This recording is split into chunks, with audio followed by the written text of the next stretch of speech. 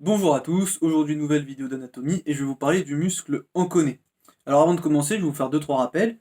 Ce qu'il faut savoir en fait, c'est que c'est le seul muscle intrinsèque du coude, c'est le plus médial des épicondyliens latéraux et on peut le considérer comme le quatrième chef du triceps brachial.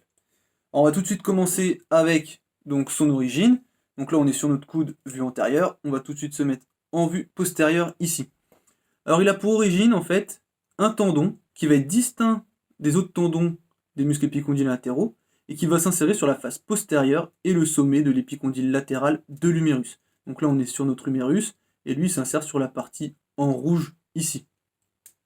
Ensuite, en ce qui concerne son trajet, il va se diriger vers le bas et le dedans. Et en fait, il va s'élargir au fur et à mesure qu'il va s'éloigner de son insertion d'origine, ce qui va lui donner une forme triangulaire. Ce qu'on peut noter, c'est qu'il va venir recouvrir le ligament annulaire du radius et que c'est un muscle qui est relativement court.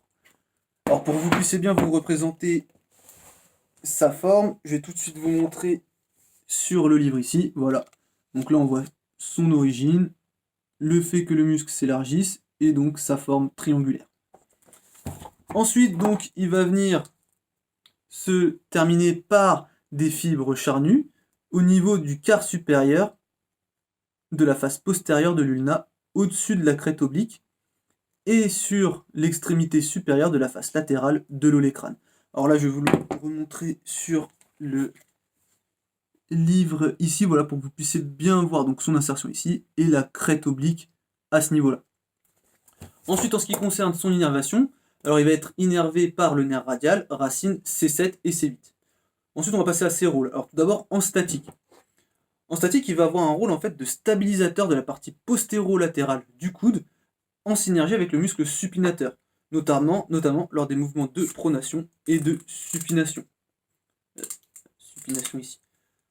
Ensuite, donc en dynamique, il va avoir un rôle d'extension du coude, et c'est lui en fait qui en fin d'extension va venir verrouiller le coude en rectitude. Ensuite, il a donc un autre rôle, toujours en synergie avec le supinateur, mais je vais vous montrer un autre schéma pour que vous puissiez bien comprendre. Alors je vais vous montrer, voilà. Donc là on a l'enconé, ici on le reconnaît à sa forme triangulaire, ici on a le supinateur, et en fait en synergie vous venir stabiliser les différentes articulations du coude, donc l'articulation huméro-radiale, l'articulation huméro-ulnaire et l'articulation radio-ulnaire ici. Ensuite il a d'autres rôles, comme celui en fait de tenseur de la capsule, et il a aussi un rôle proprioceptif au niveau du coude. Voilà, vous savez tout sur le muscle enconé, je vous mets le lien de mon article en description, et on se dit à la prochaine. Salut!